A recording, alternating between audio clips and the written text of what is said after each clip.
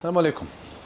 الخطره اللي فاتت درنا على البسباس الجزائري، درنا على كيفاش البسباس الجزائري كيحسب لي هنا ثاني تيغرسوه والناس فرحت. راك الناس الجزائريين فرحوا وعجبهم الحال بزاف وبعثوا لي بزاف لي ميساج، بارك الله فيهم. اليوم كاين نوطه ليبيس ثاني يتغرس في الجزائر وبكميه، مشكل بكميه قليله ما كاش ولكن نجح. مادام نجح صافي نقدروا نغرسوه. ولا هو الكرويه. عباك الكرويه بكري حنا نعرفوا الكرويات تاع مصر، كاين كرويات تاع الهند، ولكن دوك كي غرسوا هنا في الكرويه راح تشوف كيفاش جات.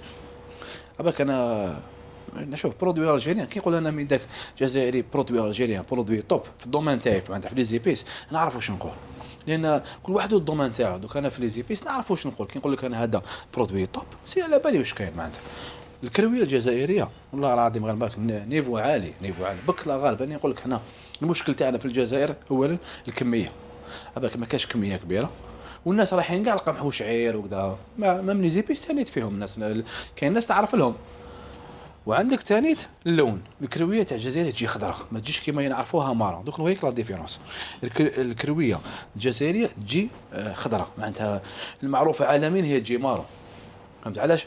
تقيسها بزاف شميسه. اما تاعنا ما تقيسهاش بزاف شميسه، تجي خضراء وتقعد فيها لا كولور وتقعد فيها البنه لداخل. هذاك العدو الاول تاع التوابل هي السخانه. قد وين تكون الشمس تبدل لا كولور، الريحه تنقص. اما تاعنا ما شاء الله. يقولوا دوك الولايات راهم يخدموا فيها على حسب واش عندي. هي مديه نورمال، جهه مديه راهم يغرسوا فيها. فهمت؟ هذه الان راهي الحمد لله. شوف انا قلت لكم احنا في سيدي مولاي نحوسوا توجور على المنتوج الوطني، معناتها وين كاين المنتوج الوطني نسيو نجيبوه، نسيو ندعموه، ولا شفنا فيه كما نقولوا النجاح نسيو ندعموه ثاني.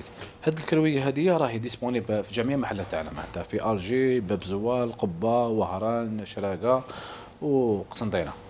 بروشينمون محل جديد وفي الموقع تاعنا www.sidimoulay.com كما العاده.